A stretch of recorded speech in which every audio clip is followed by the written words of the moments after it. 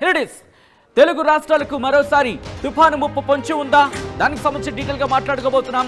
నైరుతి బంగాళాఖాతంలో ఈ నెల రెండో వారంలో మరో అల్పపీడనం ఏర్పడే అవకాశం ఉందని చర్చ జోరందుకుంటోంది. అల్పపీడనం వాయుగుండంగా మారి భారీ వర్ష సూచనకు మరి ముఖ్యంగా తుఫానుగా మారే అవకాశం ఉందంటూ కూడా అంచనాలైతే ఉన్నాయి. ఇవాళ రేపు తెలంగాణ రాష్ట్రంతో పాటు ఇటు ఆంధ్రప్రదేశ్ లో కూడా విస్తారంగా వర్షాలు కురిసే అవకాశం ఉందన్నట్టు కూడా అంచనాలైతే ఉన్నాయి. అరేబియా సముద్రంలో ఫెంజల్ తుఫాను అల్పపీడనంగా కొనసాగుతోంది. అల్పపీడన ప్రభావంతో రాయలసీమ దక్షిణ కోస్తాంధ్రాల మీద ఆ ఇంపాక్ట్ ఇంకా కొనసాగుతోంది. తెలుగు రాష్ట్రాలకు మరో తుఫాను ముప్పు పొంచి ఉందా? దానికి సంబంధించి డీటెయిల్ గా మాట్లాడుకునే ప్రయత్నం చేద్దాం. ఇప్పటికీ అరేబియా సముద్రం అల్లకల్లోలంగా ఉంది. ఎందుకంటే ఫెంజల్ తుఫాను ఇంకా తన గమ్యాన్ని కొనసాగిస్తోంది, తన ప్రయాణాన్ని కొనసాగిస్తోంది. ఈ నేపథ్యంలోని ఇటు ఆంధ్రప్రదేశ్ కి సంబంధించి రాయలసీమ మీద కూడా ఇంపాక్ట్ అయితే మాత్రం ఇంకా కొనసాగుతోంది. దాని విధ్వంసం అయితే మాత్రం ఇప్పటికీ అరేబియా సముద్రంలో కంటిన్యూ అవుతోంది. కానీ ఇంపాక్ట్ ఇప్పటికీ ఆంధ్రప్రదేశ్కి సంబంధించి రాయలసీమ మీద ఎటువంటి విధ్వంసాన్ని సృష్టించిందో మనం చూసాం. ఆంధ్రప్రదేశ్ ప్రభుత్వం అలర్ట్ అయింది. ఇప్పటికీ రైతులకు సంబంధించి సాయం అందించేందుకు ఏర్పాట్లు చేస్తోంది. ఈ నేపథ్యంలోని మూలుగుతున్న నక్క మీద తాటికాయ పడ్డ చందంగా మారబోతోందా ఆంధ్రప్రదేశ్? మరో తుఫాను ముప్పు పొంచి ఉందా? ఎందుకు అటువంటి మాట వినిపిస్తోంది? ఎటువంటి పరిస్థితులు ఉన్నాయి? ఇటు బంగాళాఖాతంలో ఎటువంటి పరిస్థితులు ఉన్నాయి? అలాగే అరేబియా సముద్రంలో ఈ రెండు చోట్ల ఎటువంటి పరిస్థితులు ఉన్నాయనేది ఒక్కసారి చూసే ప్రయత్నం చేద్దాం. Here it is on the screens of RTV. మీరు చూస్తున్నారు ప్రస్తుతం మబ్బు పట్టిన వాతావరణం అయితే కనిపిస్తోంది ఆంధ్రప్రదేశ్ మీద. ఇక్కడ మీరు చూస్తే కనుక మరి ముఖ్యంగా రాయలసీమ నుంచి రాయలసీమ మొదలు పెడితే ఇటు చిత్తూరు, నగరి, తిరుపతి, మదనపల్లి, రాయచోటి, కదిరి, పులివెందుల, కడప, గూడూరు, నెల్లూరు, కావలి, కందుకూరు, ఒంగోలు, మార్కాపూర్, అలాగే వినుకొండ, చీరాల ఈ ప్రాంతాలతో పాటు విజయవాడ మీద కూడా ఇది మేఘావృతమై ఉంది. అక్కడక్కడ వర్షాలు పడుతోంది. వర్ష తీవ్రత మాత్రం కాస్త తక్కువగా ఉందని చెప్పుకోవచ్చు. కానీ తేలికపాటి నుంచి ఒక మోస్తరు వర్షాలు అయితే మాత్రం ఈ ప్రాంతంలో ఇక్కడ కంటిన్యూ అవుతున్నాయి. అయితే ఇక్కడ ఇంట్రెస్టింగ్గా నేను ఇక్కడి నుంచి కాస్త ముందుకు వెళ్ళే ప్రయత్నం చేస్తున్నాను. ఇక్కడ మీరు చూస్తే కనుక ఇదిగోండి, ఇది ఫెంజల్ తుఫాను. కాస్త జూమ్ అవుట్ చేసి చూపించే ప్రయత్నం చేస్తున్నాను. ఇది ఫెంజల్ తుఫాను. ప్రస్తుతం ఇది అరేబియా సముద్రంలో కంటిన్యూ అవుతోంది. అరేబియా సముద్రంలో కంటిన్యూ అవుతూనే ఇక్కడ మీరు చూస్తే కనుక ఇదిగో మనం మాట్లాడుకుంటోంది. ఇదే మరికొన్ని రోజుల్లో అల్పపీడనంగా మారే అవకాశం ఉంది. అల్పపీడనం కాస్త వాయుగుండంగా మారే అవకాశం ఉంది. నైరుతి బంగాళాఖాతంలో దాదాపుగా సిచ్యువేషన్ మీరు చూస్తున్నారు. ఇటు ఆగ్నేయ బంగాళాఖాతం గురించి మనం మాట్లాడుకుంటున్నాం. నైరుతి బంగాళాఖాతం నుంచి ఇటు గాలులు వేస్తున్నాయి. ఎట్ ద సేమ్ టైం అటు తూర్పు గాలులు కూడా కాస్త మనకి కనిపిస్తున్నాయి. ఇటు తూర్పు గాలులు కావచ్చు, దాంతోపాటు పశ్చిమం నుంచి వస్తున్న గాలులు, దాంతోపాటు ఉత్తరం నుంచి అంతగా మనకి అంతగా కనిపించట్లేదు. కానీ ఈశాన్య గాలులు కూడా ఇక్కడ మనకి వేస్తున్నాయి. దాంతోపాటు ఈశాన్య గాలులు, తూర్పు గాలులు, పశ్చిమ గాలులు, ఆగ్నేయం నుంచి వేస్తున్న గాలులు, నైరుతి నుంచి కాస్త వస్తున్న గాలులు, ఇవన్నీ కూడా ఇక్కడ మీరు చూస్తే కనుక ఒక అల్పపీడనంగా మనకి కనిపిస్తోంది. ఇదే కాస్త డైవర్షన్ తీసుకునే అవకాశం ఉంది. ఇది డైవర్షన్ తీసుకొని ఉత్తరం వైపు ప్రయాణించే అవకాశం ఉంది. ఉత్తరం వైపు ప్రయాణించే సందర్భంలోని ఇటు ఆంధ్రప్రదేశ్ వైపు కావచ్చు, లేకపోతే ఇటు భారతదేశం వైపు మూవ్ ఆన్ అయ్యే అవకాశం ఉంది అంటూ కూడా చర్చ జోరందుకుంటోంది. ఈ నేపథ్యంలో ఎంత డిస్టెన్స్లో ఉంది అనేది ఒకసారి చూపించే ప్రయత్నం చేస్తాను, ఒకసారి చూసే ప్రయత్నం చేస్తాను, ఒకసారి క్యాలిక్యులేట్ చేసే ప్రయత్నం చేద్దాం. ఒకసారి ఇక్కడి నుంచి దీన్ని ఆ డిస్టెన్స్ అనేది క్యాలిక్యులేట్ చేసే ప్రయత్నం చేస్తున్నాను. ఒక్కసారి ఇది మనకి కాస్త ఇబ్బంది పెడుతుంది. But what ever it maybe మనం వదిలే ప్రయత్నం అయితే చేయొద్దు. ఒక్కసారి చూద్దాం ఇక్కడి నుంచి ఎంత డిస్టెన్స్ ఉంది అనేది. దాదాపుగా ఇక్కడైతే మాత్రం 15 కిలోమీటర్లు, గంటకు 15 కిలోమీటర్లు ఈస్ట్ సౌత్ ఈస్ట్ ఈ డైరెక్షన్లో, అంటే తూర్పు దాంతోపాటు సౌత్ ఈస్ట్కి సంబంధించి ఇటువైపు ఉంది. ఇటువంటి సినారియో. ఇంట్రెస్టింగ్గా 2 మిల్లీమీటర్ల వర్షపాతం నమోదవుతుంది ఇక్కడ. కానీ ఇది ఒకవేళ ఇక్కడ కనెక్ట్ అయితే కనుక, ఎందుకంటే సినారియో మారుతుంది, ఒకసారి నేను ప్లేస్ చేసి చూపించే ప్రయత్నం చేస్తాను. ఈ రోజు 4వ తారీఖు కదా, 4వ తారీఖు నుంచి ముందుకు వెళదాం. ఎలా మారబోతోంది మీరు చూస్తూ ఉండండి.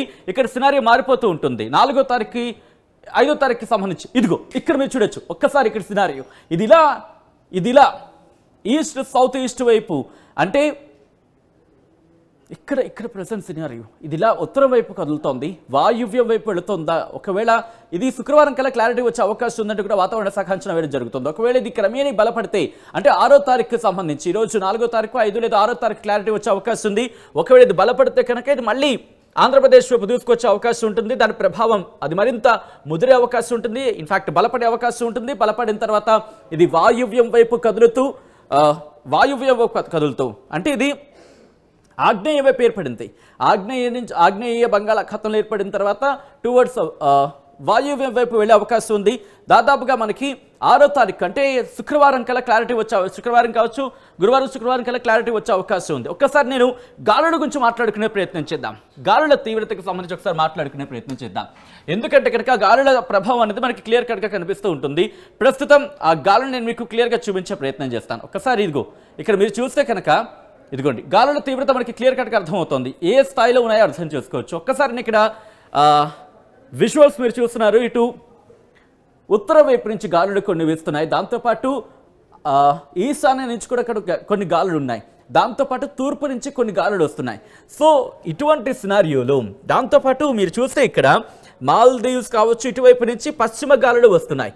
అంటే బంగాళాఖాత హిందూ మహాసముద్రానికి బంగాళాఖాతానికి సంబంధించి మాట్లాడుకున్నప్పుడు ఇటు మాల్దీవ్స్ నుంచి పశ్చిమ గాలులు వస్తున్నాయి. పశ్చిమ గాలులు ఇవన్నీ కూడా ఇక్కడ ఆ వాక్యూమ్ అనేది క్లియర్గా ఉంది. ఆ వాక్యూమ్లో ఇక్కడ నిండే ప్రయత్నం చేస్తున్నాయి. దీంతో ఇక్కడ అల్పపీడనం ఏర్పడే అవకాశం ఉందంటూ కూడా ఒక అంచనా ఉంది. ఈ అల్పపీడనం మరింత బలపడే అవకాశం ఉంది. బలపడితే వాయుగుండంగా మారుతుంది. వాయుగుండంగా మారిన తర్వాత ఇది తుఫానుగా పరిణమించే అవకాశాలు ఉన్నాయంటూ కూడా ఈ అంశానికి సంబంధించి వాతావరణ శాఖ అంచనా వేయడం జరుగుతోంది. ఈ నేపథ్యంలో ఒకసారి సైక్లోన్ ట్రాక్ నేను ఆన్ చేసే ప్రయత్నం చేస్తాను. సో దట్ మనకి క్లారిటీ వస్తుంది.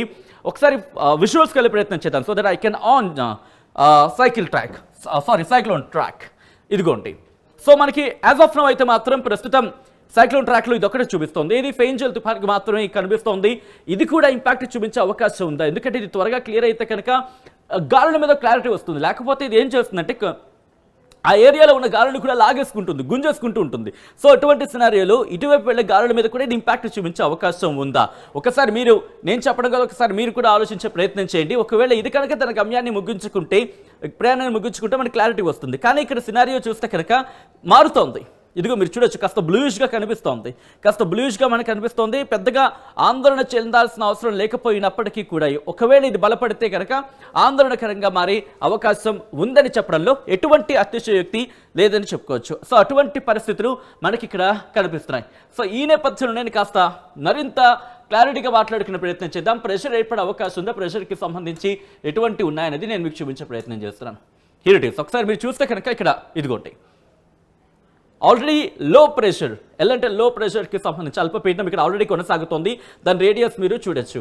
దాంతోపాటు మరొక అల్పపీడనానికి సంబంధించి అనేది చర్చ జోరందుకుంటుంది. ఇదిగో మనం మాట్లాడుకుంటున్నట్టుగా ఇదిగో మరొక సినారీ ఇక్కడ లో ప్రెషర్ కనిపిస్తోంది. దీంతోపాటు ఇక్కడ మనకి క్లారిటీగా రావాలంటే ఇంకొక 2-3 రోజులు పట్టే అవకాశం ఉంది. ఎందుకంటే ఇక్కడ మనకి క్లియర్ కట్గా కనిపిస్తుంది. ఒక సర్క్యులేషన్ ఫామ్ అయితే మాత్రం ఉంది, ఆ ఇంపాక్ట్ అయితే మాత్రం కనిపిస్తుంది. సో ఇటువంటి సినారియోలోని ఇటు ఆంధ్రప్రదేశ్ మీద, తర్వాత దాంతోపాటు ఇటు తమిళనాడు మీద కూడా ఇంపాక్ట్ అనేది మనకి కొనసాగే అవకాశం అయితే కనిపిస్తుంది. ఒకసారి నేను శాటిలైట్ ఇమేజెస్కి వెళ్ళే ప్రయత్నం చేస్తున్నాను. శాటిలైట్ ఇమేజెస్కి నేరుగా వెళ్ళిపోదాం. సో దట్ మనకి ఇంకా పిక్చర్ క్లారిటీ వచ్చే అవకాశం ఉందని చెప్పుకోవచ్చు. పిక్చర్ క్లారిటీ వచ్చే అవకాశం ఉంటుంది. ఇక్కడ మీరు చూడొచ్చు.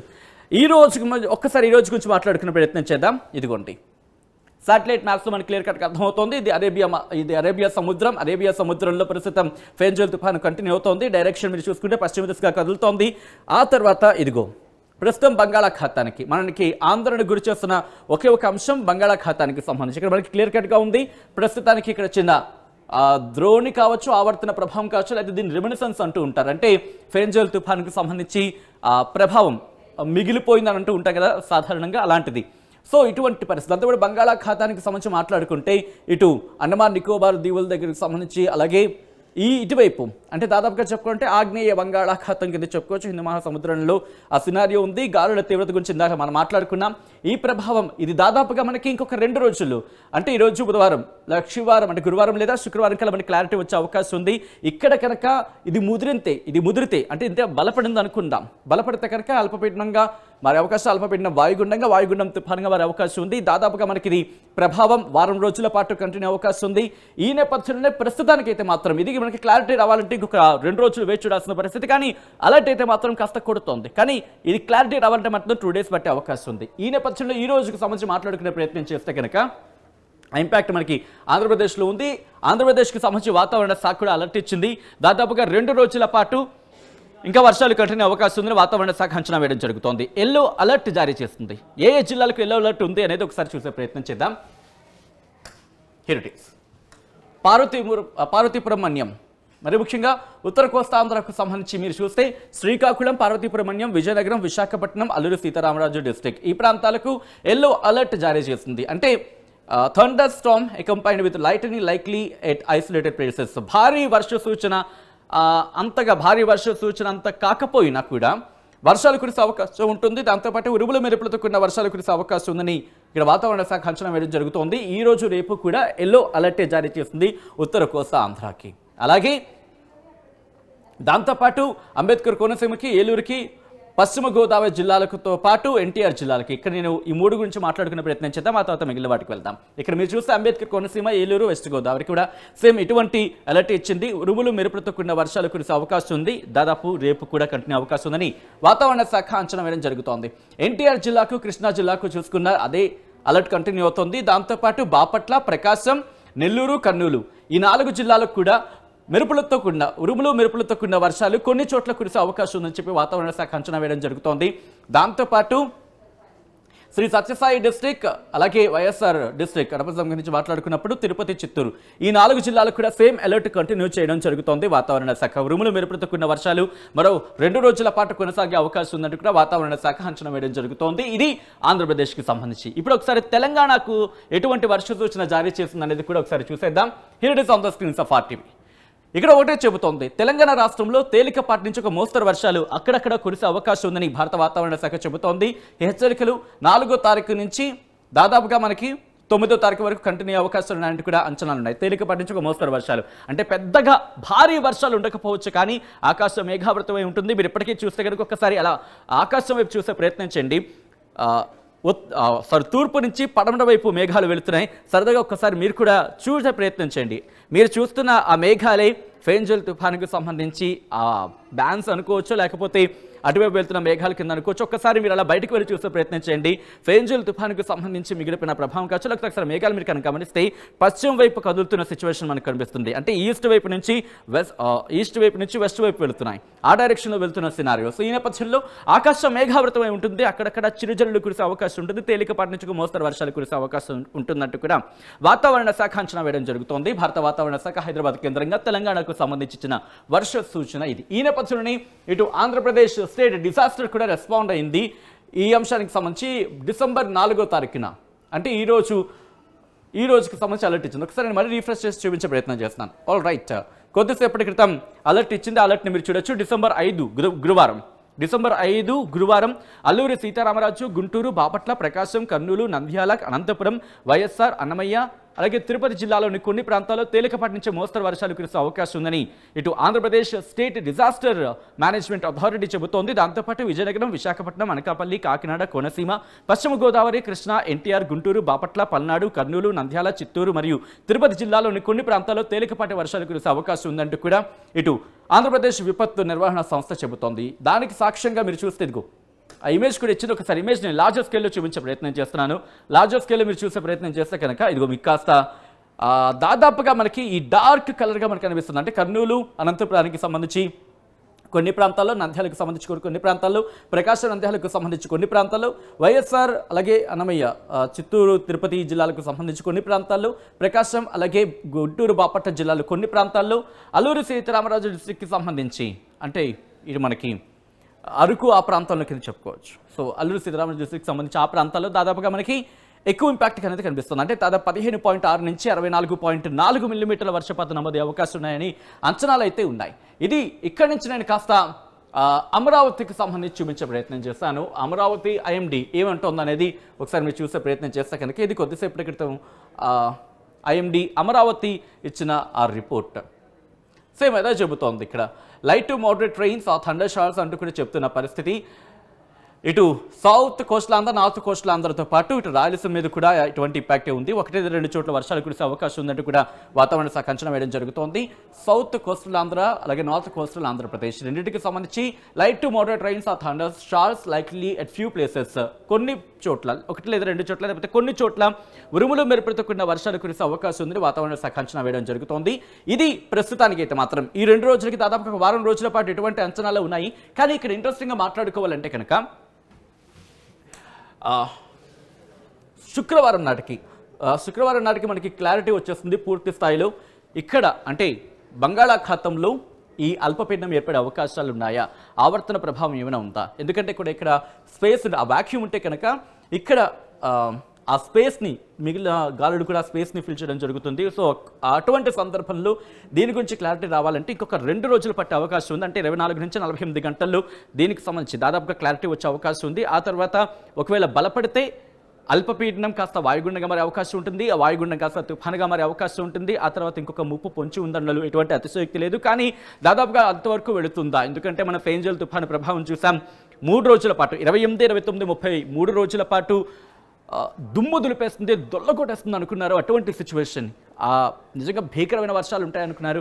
కానీ 28, 29, 30 ఆ 3 రోజుల్లో 30వ తారీఖుని కాస్త ఇంపాక్ట్ చూపించింది. 28, 29న కాస్త వీక్నింగ్ అయిన సిచ్యువేషన్ చూసాం. సో అటువంటి సందర్భం ఉంటే కనుక బంగాళాఖాతంలో ఇటువంటి సందర్భం ఉంటాం మనం చాలాసార్లు చూస్తూ ఉంటాం. ఒక్కసారిగా బలపడిపోతూ ఉంటుంది, ఒకసారి బలహీనపడిపోతూ ఉంటుంది. ఫేంజల్ తుఫాను విషయంలో అదే జరిగింది. డైరెక్షన్స్ మార్చుకుంది, 30 తిప్పలు పెట్టింది, అది కూడా 30 తిప్పలు పడింది. 3 డైరెక్షన్స్ మార్చుకుంది. ఒకసారి నార్త్ వైపు వెళ్ళింది, ఒకసారి నార్త్ వెస్ట్ వైపు వెళ్ళింది, అంటే పశ్చిమ వైపు వెళ్ళింది, పశ్చిమ వాయు దిశగా కదిలింది, ఉత్తరం వైపు వెళ్ళింది, అలా అటు తిరిగింది, ఇటు తిరిగింది, ఇటు తిరిగింది, అటు తిరిగింది, మొత్తం అంతా గందరగోళం చేసింది. ఆ తర్వాత 30 తారీఖున ఇంపాక్ట్ చూపించింది. ఆ తర్వాత వెళ్ళిపోతున్న క్రమంలో రాయలసీమ మీద ఆంధ్రప్రదేశ్కి సంబంధించి ఇంపాక్ట్ చూపించింది. తెలంగాణ మీద కూడా దాని ప్రభావం కాస్త చూపించే ప్రయత్నం అయితే జరిగింది, కానీ అంతగా ఎక్కువగా లేదని మనం చెప్పుకోవచ్చు. కానీ ఇటు తమిళనాడు మీద ప్రభావం ఎక్కువ చూపించింది, తర్వాత కర్ణాటక మీద కూడా ప్రభావం చూపించింది, కేరళ మీద కాస్త ప్రభావం చూపించి ఇటు అరేబియా సముద్రంలోకి తన గమ్యాన్ని తీసుకువెళ్ళింది. ప్రయాణాన్ని అక్కడ ప్రస్తుతం కంటిన్యూ చేస్తున్న పరిస్థితి. ఈ నేపథ్యంలో వచ్చే వారంలో క్లారిటీ వచ్చే అవకాశం ఉంది. మరి ముఖ్యంగా 6వ తారీఖున దీనికి సంబంధించి పూర్తి స్థాయి క్లారిటీ వచ్చే అవకాశం కనిపిస్తుంది. బంగాళాఖాతంలో మరో తుఫాను ముప్పు పొంచి ఉందా బంగాళాఖాతం నుంచి అంటే కనుక as of now biggest question mark. Latest డెవలప్మెంట్స్కి ఎప్పటికప్పుడు మీకు అప్డేట్ చేస్తుంది RTV. Keep watching, stay tuned.